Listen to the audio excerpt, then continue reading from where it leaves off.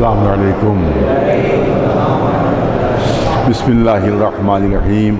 الحمد للہ الذی علا بحولہ ودنا بقولہ مانع کل غنیمت وفضل وکاشف کل عظیمت وعزل استعینہ قاہرا قادرا وتوکل علیہ کافیا ناصرا واشہد ان لا الہ الا واحدا احدا الذی لم يتخذ فی عز جلالہ صاحبۃ ولا ولدا واشهد ان محمدا عبده المصطفى صلی اللہ علیہ وسلم ورسوله المجتبى صلى لانفاذ امره وبعثه لانهاء عذره وتقديم نذره صلى الله عليه وعلى اهل بيت الذين هم موضع سره وعيبة علمه ورجاء امره لهم خصائص حق الولايات وفيهم الوصية والوراثة اوصيكم عباد الله ونفسي بتقوى الله.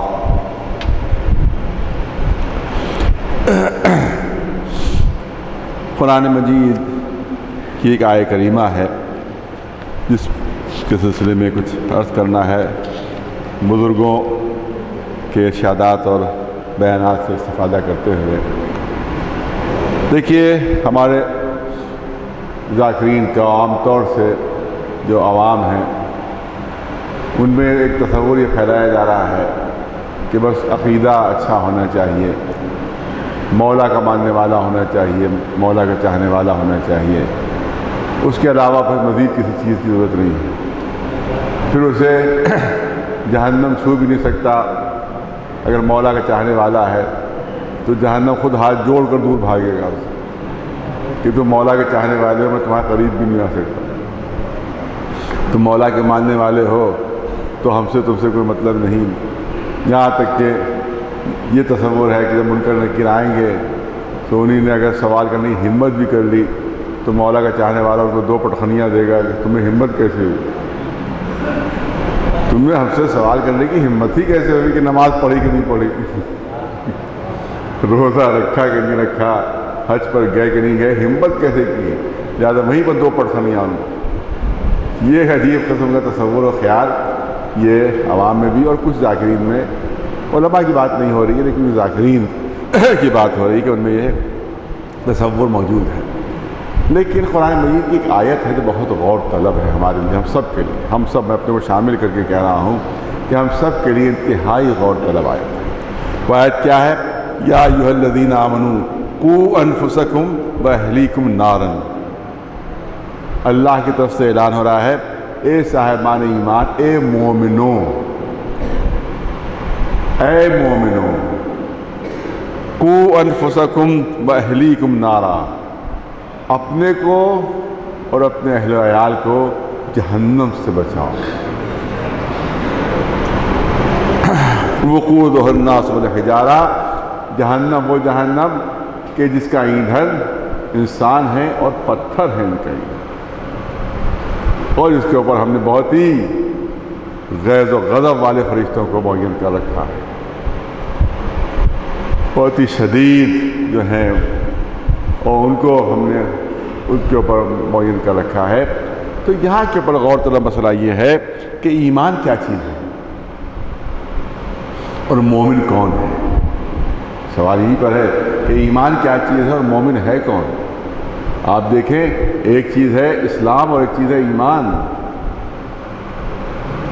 مسلمان الگ ہے اور مومن الگ ہے. مسلمان وہ ہے کہ جس نے لا الہ الا اللہ کہہ دیا اور محمد رسول اللہ کہہ دیا، وہ مسلمان ہے. نماز کو مانتا ہے، روزے کو مانتا ہے، حج کو مانتا ہے، مسلمان ہے. وہ مسلمان ہے، مگر مومن نہیں ہے. وہ مومن نہیں ہے. مومن اس وقت تک نہیں بنے گا جب تک کہ ولایت مولا کائنات علی ابن ابی طالب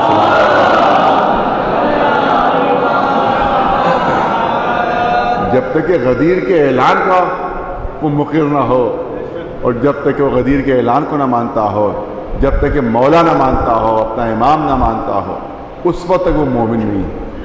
اس کا مطلب یہ ہے کہ یہاں کے اوپر جو خطاب ہو رہا ہے پوری توجہ ہے. کم وقت میں میری طبیعت کچھ ٹھیک نہیں چل رہی لیکن بہرحال خدمت میں حاضر ہوں. آپ دیکھیں کہ مسلمانوں سے خطاب نہیں ہے. دوسرے لفظوں میں یوں عرض کرو کہ ان سے خطاب نہیں ہے کہ جن کا کلمہ ادھورا ہے، جو صرف لا الہ الا اللہ اور محمد رسول اللہ کہہ کر رک جاتے ہیں، ان سے خطاب نہیں ہے۔ خطاب کس سے ہے؟ کہ جو علی ولی اللہ کہتے ہیں،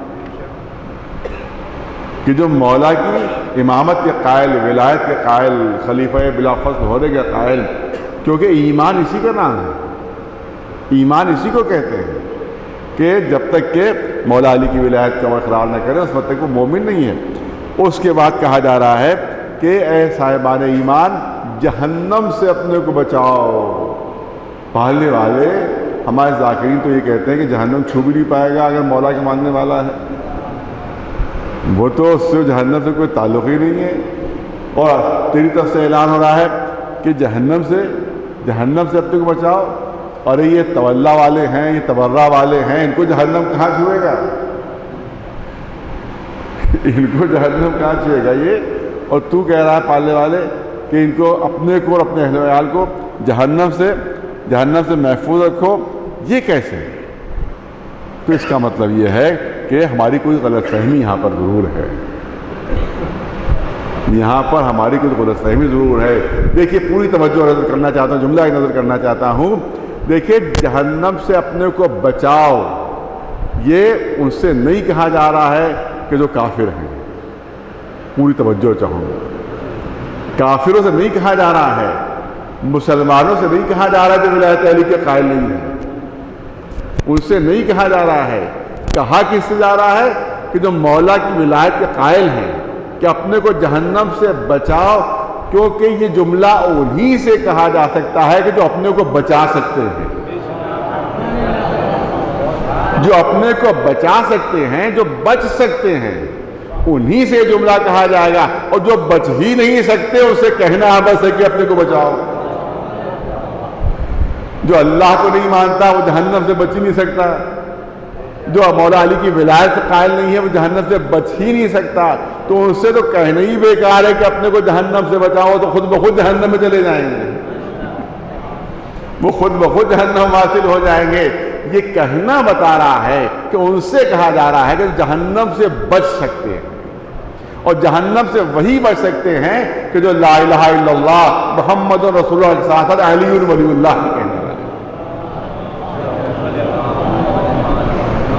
تو اب اس سے یہ جملہ کہا جا رہا ہے کہ اپنے کو جہنم سے بچاؤ۔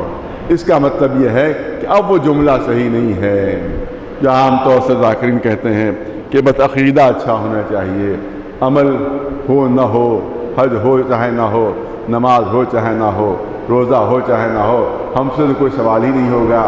جیسے ہی وہ دیکھے گا کہ چاہنے والا علی کا ہے، ویسے ہی منتقل نکیر جو ہے وہیں فوراً ہی میدان چھوڑ کر فرار کر جائیں گے، لہٰذا ہم سے سوال ہی نہیں ہوگا۔ دیکھیے بہت غلط یہ تصور ہے۔ میں چاہتا ہوں کہ ایک منطقی چیز پیش کر دوں آپ کے سامنے تاکہ پڑھے لکھے حضرات کے لیے بات جو ہے واضح ہو جائے۔ دیکھیے فرض کیجئے میں مثال پیش کروں، پڑھے لکھے ماشاء اللہ جوان موجود ہیں، کہ کسی نوکری کے لیے اگر گریجویشن شرط ہے کہ بی اے کی ڈگری ہونا چاہیے، بی اے کی ڈگری ہونا چاہیے، تو اب 100 پہنچے وہاں کے اوپر نوکری کے لیے، تو اب اس کی ڈگری دیکھی گئی، تب بی اے کی ہے، چلیے آئیے انٹرویو دیجیے، آپ بھی دیجیے، آپ پاس ڈگری ہے، ڈگری دکھائیے، کہا بی اے کی ڈگری، آئیے آپ بھی انٹرویو آپ بھی دے دیجیے گا، آپ بھی انٹرویو دیجیے۔ اور ایک صاحب ایسے تھے جن کے پاس انٹر کی ڈگری تھی، تو کیا پھر ان کو انٹرویو میں بٹھایا جائے گا سوال و جواب کے لیے؟ نہیں، دروازے سے ان کو واپس کیا جائے گا کہ آپ اس لائق ہی نہیں ہے کہ آپ سے سوال ہو، آپ میں یہ لیاقت ہی نہیں کہ آپ سے سوال کیا جائے۔ سوال انہی سے ہوگا جن کے پاس بی اے کی ڈگری ہوگی، انٹرویو انہی کا لیا جائے گا کہ جن کے پاس بی اے کی ڈگری موجود ہوگی۔ انٹر والے کو انٹرٹین ہی نہیں کیا جائے گا، اس سے سوال و جواب ہی نہیں ہوگا، کیونکہ اس پہ یہ لیاقت ہی نہیں ہے کہ وہ انٹرویو میں بیٹھ سکے۔ بس یوں ہی سمجھ لیجئے کہ جب قبر میں سوالات ہوں گے، یہ جو کہا جاتا ہے کہ نہ ہم سے نماز پوچھی جائے گی، نہ ہم سے روزہ پوچھا جائے گا، نہ حج پوچھا جائے گا، نہ خمس و زکوٰۃ کا سوال ہوگا، یہ بہت بڑی ہماری غلط فہمی ہوگی۔ کیونکہ جب منکر نکیر سوال کریں گے کہ بتاؤ پروردگار کون، اور اس نے کہہ دیا، فرض کیجئے کسی سانپ کا نام لے لیا، کسی درخت کا نام لے لیا، کسی اور جگہ کا نام لے لیا، جب اس نے اپنے پروردگار کا نام یہ لیا تب آگے اس سے نہیں پوچھا جائے گا کہ رسول کون. میں توجہ چاہوں, اب اس سے آگے کا سوال نہیں ہوگا کہ یہ بتاؤ رسول کون ہے, یہ بتاؤ امام کون ہے, اور اس سے نہیں پوچھا جائے گا نماز پڑھی کہ نہیں پڑھی. میں توجہ چاہ رہا ہوں, بالکل لاجیکل چیز ہے آپ کے سامنے پیش کرنا چاہتا ہوں. اس سے نہیں پوچھا جائے نماز پڑھی کہ نہیں پڑھی, کیونکہ وہ تو پہلے سوال میں فیل ہو گیا. اب آگے نہیں پوچھا جائے گا کہا بس لے جاؤ سیدھے کو جہنم میں. اب اگر سوال کیا گیا اور اس سے کہا کہ ہاں پروردگار اللہ ہے, اللہ ہے, تو اب دوسرا سوال اس سے ہوگا یہ بتاؤ کس رسول کے ماننے والے ہو, رسول کون ہے تمہارا. اگر اس نے جناب عیسیٰ کا نام لے دیا, جناب موسیٰ کا نام لے دیا, کسی اور نبی کا نام یا کسی اور اپنے رہنما کا نام لے دیا, تو اب وہاں پر فیل ہو گیا وہ. اس کے بعد آگے نہیں پوچھا جائے گا کہ تمہارا امام کون ہے. اس سے سوال نہیں ہوگا امام کون ہے, اس سے نہیں سوال ہوگا نماز پڑھی کہ نہیں پڑھی, اس سے نہیں سوال ہوگا کہ روزہ رکھا کہ نہیں رکھا, کیونکہ وہ یہاں پر فیل ہو گیا. آپ سیدھے جہنم میں جاؤ تم یہاں سے. جب وہ صحیح بتائے گا رسول اللہ کہ حضور سرور کائنات محمد مصطفیٰ صلی اللہ علیہ وسلم یہ ہے ہمارے رسول, یہ ہے ہمارے رسول, تو جب یہاں تک وہ صحیح جواب دے گا تو اب اس سے پوچھا جائے گا کہ امام کون ہے, کس کی امامت کے قائل ہو, کس کی ولایت کے قائل ہو, کس کو امام مانتے ہو. اور اگر اس نے کچھ ادھر ادھر کے نام لے دیے کہ فلاں صاحب جو وہ میرے امام ہیں, اور غلام احمد قادیانی میرے امام ہیں, اور کسی نے کسی اور کا نام لے دیا وہ ہمارے امام ہیں, کسی نے دہلی کے کسی مولوی کا نام لے لیا کہ وہ میرے امام ہیں, تو اب سمجھ لیجیے کہ اب اس کے بعد سوال نہیں ہوگا. اس کے بعد سے نہیں پوچھا جائے گا کہ تم نے نماز پڑھی کہ نہیں پڑھی, روزہ رکھا کہ نہیں رکھا, حج پر گئے کہ نہیں گئے, نہیں پوچھا جائے گا. ہاں جب پوچھا جائے گا سوال کرنے والے جواب دے گا کہ میرے مولا ہیں علی ابن ابی طالب, اور تمام 12 اماموں کے پورے نام لے دے گا. اب اس سے پوچھا جائے گا کہ نماز پڑھی تھی کہ نہیں پڑھی تھی, اب اس سے پوچھا جائے گا روزہ رکھا کہ نہیں رکھا, اب پوچھا جائے گا حج پر گئے کہ نہیں گئے, اب پوچھا جائے گا تعلیمات پر عمل کیا کہ نہیں کیا, ارشادات کو مانا کہ نہیں مانا. اس کے بعد سوالات ہوں گے. اس کا مطلب یہ ہے کہ نماز روزے کے سوال کسی سے نہیں ہوں گے, صرف ہم سے ہوں گے. صرف ہم ہی سے پوچھا جائے گا کہ تم نے نماز پڑھی کہ نہیں پڑھی, تم نے روزہ رکھا کہ نہیں رکھا, تم حج پر گئے یا نہیں گئے. لہذا یہ جو تصور ہے کہ ہم سے سوال نہیں ہوگا نماز روزے کا, تو بالکل معاملہ الٹا ہے. ہم ہی سے سوال ہوگا نماز روزے کا, اور ہم ہی سے پوچھا جائے گا کہ تم نے نمازیں پڑھی کہ نہیں پڑھی, روزے رکھے کہ نہیں رکھے, اور تم نے دیگر جو تعلیمات اسلامیہ ہیں ان پر عمل کیا کہ نہیں کیا. بس مشکل ہمارے ساتھ یہی ہے کہ میں نے کہا کہ استفادہ کرتے ہوئے بزرگوں سے میں جملے عرض کر رہا ہوں کہ ہمارے یہاں عجیب تصور یہ ہے کہ صاحب رسموں کے پابند زیادہ ہو گئے ہیں. ہمارے یہاں مستحبات زیادہ ہیں, واجبات کم. مستحبات پر عمل زیادہ ہے, بلکہ خود ہم نے مستحبات اور واجبات خود بنا لی ہیں. بغیر سہرے کے نکاح نہیں ہو سکتا. سوال اور ایک ہنگامہ ہو جائے گا اگر بغیر سہرے کے نکاح ہو جائے, خواتین میں بغاوت ہو جائے گی. ایک گھنٹے بیٹھنا پڑتا ہے ہمیں کہ لڑکی سے پوچھنے جانا ہے ایسا ابھی نتھ نہیں آئی ہے. بغیر نتھ کی نکاح کیسے ہو سکتا ہے؟ لہذا 1 گھنٹے بیٹھے رہیے, جب تک نتھ نہیں آئے گی اس وقت تک نکاح نہیں ہو سکتا. جبکہ آپ کو معلوم ہے کہ یہ غیر مسلموں کے رسم و رواج ہے جس کا اسلام سے کوئی تعلق نہیں ہے, لیکن ہم نے واجب بنا لیا ہے. میں نے کبھی اسی میں عرض کیا تھا, یہیں کسی جمعے خطبے میں, بہت پہلے شاید شروع میں شاید پہلے سال جب میں نے یہاں پر نماز پڑھانا شروع کی ہے, اس زمانے میں نے جملے کہے تھے. میں چاہتا ہوں اس کو دہراؤں. آج سے 25 سال پہلے کے جملے ہیں, میں آپ کے سامنے دہرانا چاہتا ہوں. وہ جملے اس طرح کے ہیں کہ میرے ماموں جناب مولانا سید علی صاحب اللہ علیہ المقامہ, انہیں خود میرے سامنے جملے کہے جو میں آپ کے سامنے پیش کر رہا ہوں. ان کی آنکھوں میں ایک صاحب ان سے کوئی مسئلہ پوچھنے آئے، کٹرے میں رہنے بہار کے بہت بڑے عالم، فقیہ کے درجے پر فائز تھے، تو ایک صاحب ان سے کوئی مسئلہ پوچھنے آئے تو ان کے آنکھوں میں آنسو آ گئے۔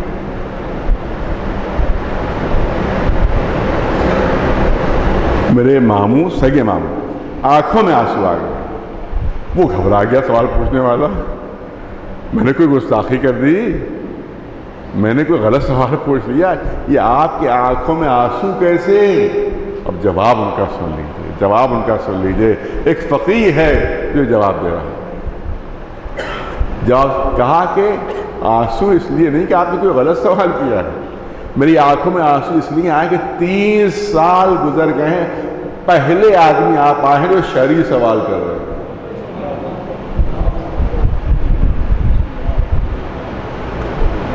آپ 3 سال میں یہ پہلے ہے جو شریعت سے متعلق سوال کر رہے ہیں، ورنہ ہم سے تو بس یہی سوالات کیے گئے کہ صاحب سہرے کے بغیر نکاح ہو سکتا ہے نہیں ہو سکتا، نت کے بغیر نکاح ہو سکتا ہے نہیں ہو سکتا، اور تعزیہ چھوٹا رکھنا واجب ہے کہ بڑا رکھنا واجب ہے۔ اس طرح کے سوالات تو ہم سے ہر ایک پوچھ رہا تھا، لیکن شریعت سے متعلق کوئی سوال ہمارے پاس نہیں۔ تو یہ ہم نے دین ہمارا یہ ہے، مذہب ہمارا یہ ہے۔ اسی لیے کسی بزرگ نے جملہ کہا جو دہرانا چاہتا ہوں کہ ہم اصلی شیعہ نہیں ہیں بلکہ ہم نسلی شیعہ ہیں۔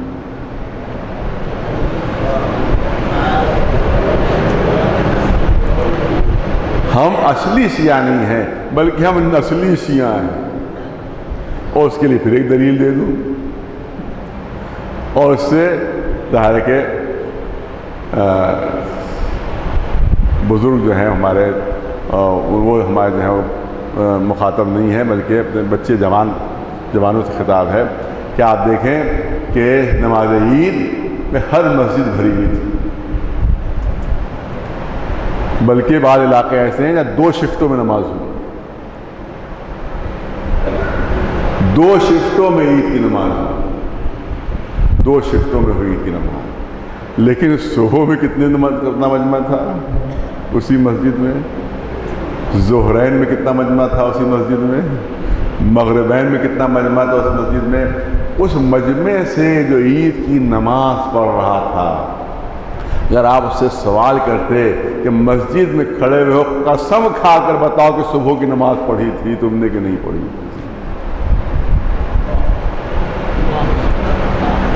تو اکثریت مسجد میں جب کھڑے ہوں گے اور قسم کھانا پڑے گی تو اکثریت کہے گی کہ صبح کی نماز تو ہم نے نہیں پڑھی، اور شام کو جب نماز پڑھ چکے ہیں عید کی تو رات میں پوچھیے کہ ظہر عصر اور مغربی عشاء بھی پڑھی تھی کہ نہیں پڑھی تھی، تو 90% کہیں گے کہ نہیں پڑھی۔ اور عید میں اتنا زبردست مجمع کہ عید کی اگر نماز نہیں پڑھی تو سال بھر میں کہیں کوئی منحوسیت نہ ہو جائے۔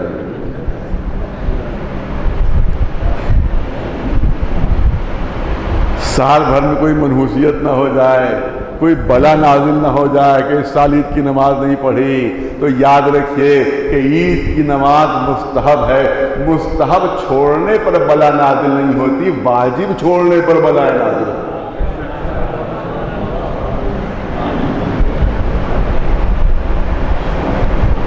تو اس کا مطلب یہ ہے کہ اصلی مسلمان و شیعہ نہیں ہے بلکہ نقلی، اور بلکہ وہ نقلی نہیں بلکہ نسلی شیعہ ہیں اور مسلمان ہیں کہ جو تھوڑا بہت ماں باپ کے ذریعے سے معلوم ہو گیا ہے کہ بھئی یہ کرنا چاہیے نہیں کرنا چاہیے، اس کے علاوہ ہمیں کسی اور بات کا علم نہیں ہے۔ اسی لیے جملہ میں نے کسی مجلس میں بھی کہا تھا، یہاں کہ ہماری زندگی جو ہے وہ تضاد کا شکار ہے۔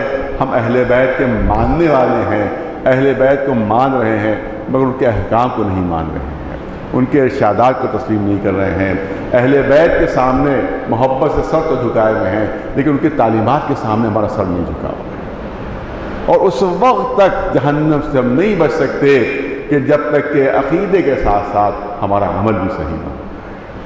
اسی لیے قدرت نے اعلان کیا کہ قو یا ایھا الذین آمنوا قو انفسکم واہلیکم نارا، اے صاحبان ایمان، اے مومنین، اپنے کو بھی جہنم سے بچاؤ اور اپنے اہل و عیال کو بھی جہنم سے بچاؤ۔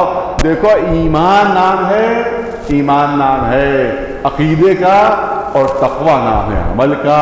اسی لیے ہر میں شرط لگی ہوئی ہے کہ صاحبان ایمان متقی بنو، یعنی جب تک تمہارا عمل صحیح نہیں ہوگا اس وقت تک تم جہنم سے محفوظ نہیں رہ سکتے۔ لہذا ضروری ہے لاکھ ذاکرین کہتے رہیں، لاکھ خطبہ کہتے رہیں کہ کسی عمل کی ضرورت نہیں ہے، تو آپ ان کی بات پر یقین نہ کیجیے گا۔ وہ آپ کو خوش کرنے کے لیے اہل بیت کو ناراض کر رہے ہیں، وہ آپ کو راضی رکھنے کے لیے محمد و آل محمد کو ناراض کر رہے ہیں۔ ہرگز ہرگز اہل بیت ہمارے اس بات سے راضی نہیں ہوں گے کہ ہم ان کو تو مانتے رہیں مگر ہم نمازیں نہ پڑھیں، ہم روزے نہ رکھیں، ہم احکامات الہیہ پر عمل نہ کریں۔ تو یہ ہرگز ہرگز یہ مرضی اہل بیت کے مطابق نہیں ہے۔ آپ دیکھیں اسی طرح سے آپ دیکھیں کہ صرف یہی نہیں، اب یہ تو دوسرے عمل کی بات ہو گئی، لیکن اب یہاں پر جو کرنا چاہتا ہوں یہ کہ عزاداری کیا ہے اور کربلا کیا ہے۔ اب یہاں کے اوپر میں خطبہ اور ذاکرین جو ہمارے پاس مولوی حضرات ہیں اس سے بھی میں خطاب کرنا چاہتا ہوں کہ وہ بھی نسلی مولوی ہیں، اصلی مولوی نہیں۔ نسلی مولوی ہیں، اصلی مولوی نہیں ہیں۔ نسلی کربلا کے بیانات اور خطاب کرنے والے ہیں اور ذاکر ہیں، اصلی ذاکر نہیں ہیں۔ کیونکہ کربلا کا پیغام یہ ہے کہ مظلوموں کی مدد کے لیے سب سے پہلے آگے بڑھو۔ کربلا کا پیغام یہ ہے کہ اگر کسی کو مدد کی ضرورت ہو تو سب سے پہلے تم مدد کے لیے آگے بڑھو۔ کربلا کا پیغام یہ ہے کہ مظلوموں کی حمایت کرو، ظالموں کی تم مخالفت کرو، لیکن ان کا انداز یہ ہے کہ کبھی کسی ظالم کی مذمت ان کی زبان پر نہیں آتی۔ نہ بحرین کے سلسلے میں کوئی بیان آپ دیکھیں گے، نہ فلسطین کے سلسلے میں ان کا کوئی بیان دیکھیں گے، نہ امریکہ کے خلاف ان کا کوئی بیان ہوگا، نہ ہی ان کا بیان اسرائیل کے خلاف ہوگا، بلکہ یہ تو اتنے ڈرپوک ہیں کہ کشمیریوں بیچارے کشمیر کے سیلاب زدہ ان کی حمایت بھی ایک بیان نہیں دی۔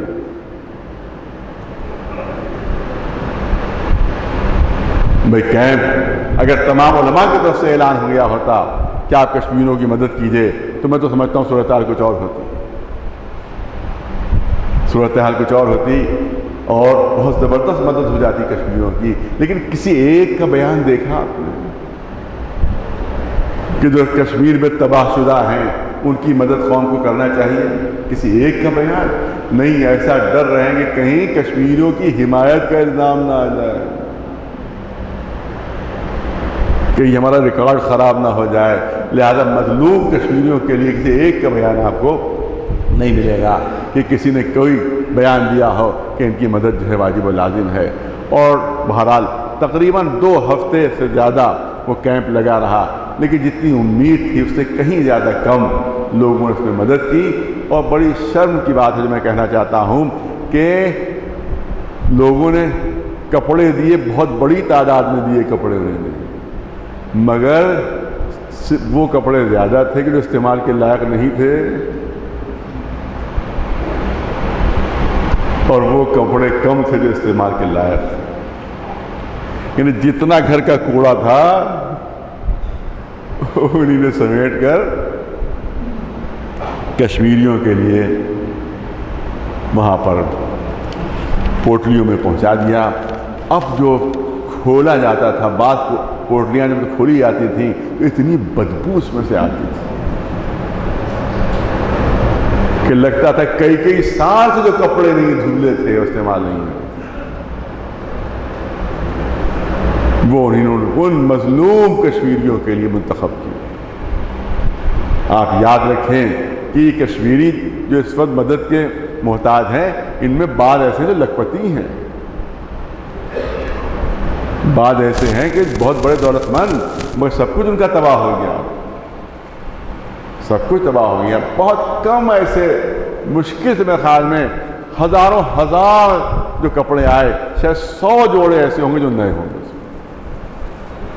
شاید 100 جوڑے ہوں گے جو نئے اور غیر استعمال شدہ، ورنہ اکثر استعمال شدہ تھے اس میں، اور بعض ایسے تھے جو استعمال کے لائق ہی نہیں۔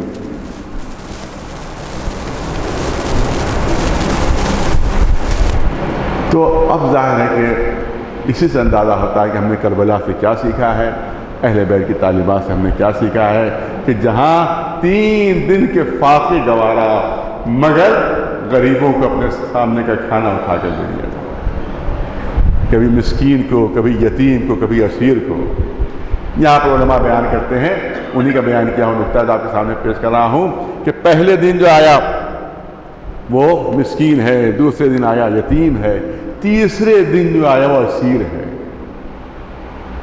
اسیر یعنی قیدی، اسیر یعنی قیدی۔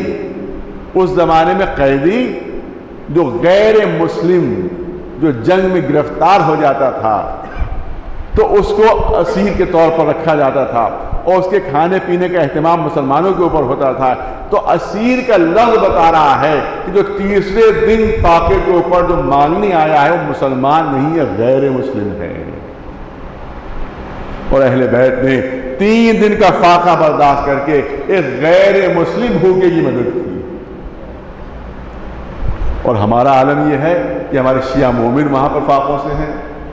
شیعہ مومن جو ہیں ہمارے اس وقت سردی کے وہاں شدید سردی شروع ہو چکی ہے وہاں، اور ہم جو کپڑے دے رہے ہیں وہ ایسے کہ پھٹے چیتھڑا کئی سال کے بغیر دھلے۔ تو بڑے شرم کی بات ہے ہمارے لیے، بہت زیادہ خجالت کی بات ہے ہمارے لیے۔ اگر ہم بغیر چھاٹے اس کو بھیج دیتے تو لکھنؤ والوں کی ایسی بدنامی ہوتی کہ جو پھر وہ دھلا ہے نہیں دھلتی کبھی، وہ کپڑے تو دھل جاتے مگر بدنامی کبھی نہ دھلتی۔ تو اپنا انداز ہمیں دیکھنا چاہیے اور اپنے اطوار کو ہمیں دیکھنا چاہیے کہ کیا یہی اہل بیت کا انداز ہے، کیا محمد و آل محمد کی تعلیمات یہی ہیں۔ وہاں تو خود پھٹے پرانے کپڑے خود پہنتے تھے، فقیروں کو نئے کپڑے دیتے تھے۔ کوئی نیا جوڑا ایسا نہیں آیا کہ جو انہی نے پہنا ہو۔ ادھر کوئی محتاج آیا، پھٹا کپڑا شہزادی فاطمہ زہرا خود پہنے ہوئے ہیں، نیا جوڑا فقیر کو دیا جائے۔ تو اس کا مطلب ہے کہ ہم صرف اور صرف نسلی شیعہ ہیں، اصلی شیعہ نہیں ہے۔ میں نے کہا اس کو سامنے ایک مثال آپ کے لیے پیش کر دوں، بہرحال اس سے زیادہ مجھے نہیں عرض کرنا، میں نے پہلے عرض کر دیا کہ وقت بھی نکل گیا ہے اور میری طبیعت بھی ٹھیک نہیں۔ ایک گزارش میں کرنا چاہتا ہوں کہ اب میں جتنی مجلسیں پہلے پڑھ سکتا تھا اب میرے لیے مشکل ہے کہ میں اتنی مجلسیں پڑھ سکوں۔ اس کے بعد بھی اصرار بہت زیادہ ہے، بہت زیادہ ہے، بہت زیادہ ہے، لہٰذا میں معذرت کرنا چاہتا ہوں کہ میرے لیے اب اتنا ممکن نہیں ہے کہ میں اتنی مجلسیں جو روزانہ 6-6 7-7 مجلسیں وہ اب پڑھنا میرے لیے ممکن نہیں رہا ہے۔ لہٰذا مومنین سے گزارش ہے کہ اب زیادہ اصرار مجھ پر نہ کریں۔ دوسری چیز یہ ہے، سب محبت میں ہوتا ہے کہ آپ کے بغیر مجلس نہیں ہوگی، آپ کے بغیر مجلس نہیں ہوگی۔ اور دوسری گزارش یہ ہے وہ بھی محبت میں کہ کھانے پر بھی اصرار نہ کریں، کیونکہ اس میں میری طبیعت بہت خراب ہو جاتی ہے، کیونکہ میرے لیے بالکل پرہیزی ہے، بالکل پرہیزی ہے۔ اب کل زبردستی سیتاپور میں گیا تو زبردستی انہی نے وہی جو کھانا سب کو لگی ہوئی تھی مجھے بھی زبردستی کھلایا تھا، تو رات بھر طبیعت خراب رہی میری، اور ایسا لگ رہا تھا کہ جمعے میں میں حاضر نہیں ہو پاؤں۔ تو گزارش یہ ہے کہ ایک تو مجلسوں کے سلسلے میں اصرار نہ کریں، اور دوسرے کھانے کے سلسلے میں کوئی اصرار نہ کریں، کیونکہ اب وہ مولویوں والے کھانے کے میں لائق نہیں رہا ہوں۔ لہذا جو گھریلو کھانا ہو، دال ہے، سادے چاول ہے، ساری چیزیں وہ میرے لیے میرے پاس ہو۔ لہٰذا اس سلسلے میں میں نے کہا ایک بالکل پرسنل بات تھی، میں نے کہہ دی، کیونکہ بظاہر کے ایام اعزاء جو شروع ہونے والے ہیں، لہٰذا یہ بات پہنچانا۔ ایک تو مجلس کے سلسلے میں اصرار نہ کریں، دوسرے کھانے کے سلسلے میں اصرار نہ کیا جائے۔ اتنی عرض کرنا ہے۔ ایام اعزاء بالکل قریب ہیں، ماتم کا زمانہ قریب ہے، امام حسین کا زمانہ قریب ہے۔ آئیے ہم بارگاہ الہی میں دعا مانگیں، پالنے والے ہمارے اس عزاداری کو جو ہم کریں گے اس کو قبول فرما، پالنے والے تمام عزاداروں کو جہاں جہاں ہیں ان کو محفوظ رکھ، پالیں، ہر طرح کے ظلم سے محفوظ رہیں، ہر طرح کے ستم سے محفوظ رہیں، ہر طرح کی زیادتی سے محفوظ رہیں۔ پالنے والے لکھنؤ میں جو جلوس اعزاء نکلتے ہیں وہ پورے نہیں نکلتے، پالنے والے جو جلوس اعزاء بھی نہیں نکل رہے ہیں جلد سے جلد پالنے والے ان جلوس ازا کے میں کروانے کا انتظام فرما پالنے والے دشمنان ازا کے دلوں کو نرم کر دے پالنے والے، اور اگر ان کو دلوں کا نرم ہونا ممکن نہیں ہے تو پالنے والے ان کو نیست و نابود فرما دے پالنے والے جو وہابی حکومتیں ہیں جن کی وجہ سے عزاداری کو نقصان پہنچ رہا ہے، پالنے والے جلد سے جلد ان وہابی حکومتوں کو نیست و نابود فرما دے ہمیں اس وقت تک دنیا سے نہ اٹھانا جب تک محمد و آل محمد علیہ السلام ہمارے کردار ہمارے عمل سے راضی نہ ہو جائے پالنے والے ہمارے آخری امام کے ظہور میں تعجیل فرما اور ہم کو ان کے غلاموں اور جانثاروں میں شمار فرما بسم اللہ الرحمن الرحیم والعصر ان الانسان لفی خسر الا الذین آمنوا وعملوا الصالحات وتواصوا بالحق وتواصوا بالصبر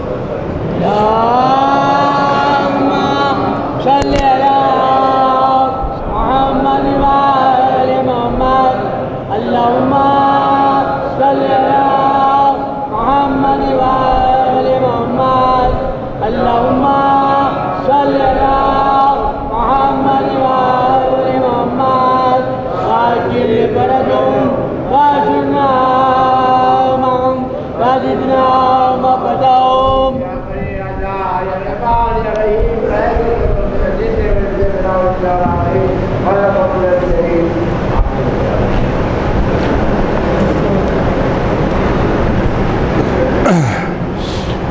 بسم اللہ الرحمن الرحیم الحمد للہ استتمام للنعمت وسبحان اللہ استسلام العزت ولا الہ الا اللہ اقرارا بوحدانیتہ وحسبنا اللہ فاقتا الی کفایتہ واشہد ان محمد رسول اللہ سید بریتہ صلی اللہ علیہ وعلی الاسیاء متہ اتقوا اللہ عباد اللہ واحذروا الدنیا فإن الدار هو الغنى وآخر فنا في حلال حسابنا في حرام عقاب من استغنى في عفتنا من افتقر إلى حظنا ومن أبصر بها بصرته ومن أبصر إلى عمته فاستعدوا رحمكم إلى يوم الحساب وغتن بالمهلة فإنها تمر مر السحاب اللهم صل على سيد المرسلين والشفيع المذنبين نبينا محمد صلى الله عليه وآله وعلى إمام المسلمين قائد المؤمنين فاطمة رسول الله والحسن المجتبى والحسين الشهيد بكربلاء وعلي بن الحسين ومحمد بن علي وجعفر بن محمد وموسى بن جعفر وعلي بن موسى ومحمد بن علي وعلي بن محمد والحسن بن علي عليهم الصلاة والسلام اللهم صل على مولانا صاحب الزمان الحجة القائم بالحق